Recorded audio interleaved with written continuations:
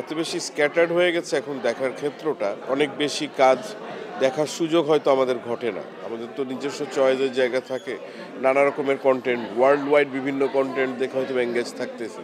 কাজ কিন্তু এভারেজে যেভাবে করতাম সেরকমই করি। মানে মানে বলার সুযোগ নেই যে কাজ কম হচ্ছে বা কাজ কম করছি, সেরকম না। অভিনয়ের একটা মিডিয়াম হচ্ছে ওটিটি, যেটা সিনেমার এক ধরনের অল্টারনেটিভ হয়ে এখন দেখা দিয়েছে। যেটা সিনেমা হলে যেত, এখন ইন্টিমেটলি পার্সোনালি নিজে একা একা ফ্যামিলির সাথে ওইটা এনজয় করা সম্ভব।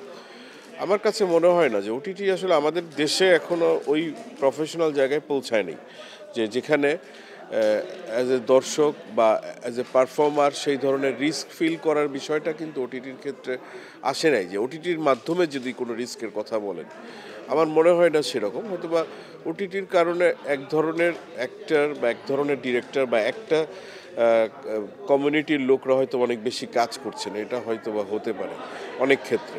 কিন্তু আমি মনে করি ওভারঅল তো কাজ ভালো হচ্ছে, চেষ্টা হচ্ছে, যেহেতু এখন ইনফ্রাস্ট্রাকচারটা গড়ে ওঠেনি অন্যান্য ওয়ার্ল্ড ওয়াইড যেভাবে। ইভেন আমাদের পার্শ্ববর্তী দেশেও ওটিটির যে ধরনের কাঠামো বা অবকাঠামোটা দেখা যায়, সেটা আমরা এখনও ডেভেলপ করতে পারিনি।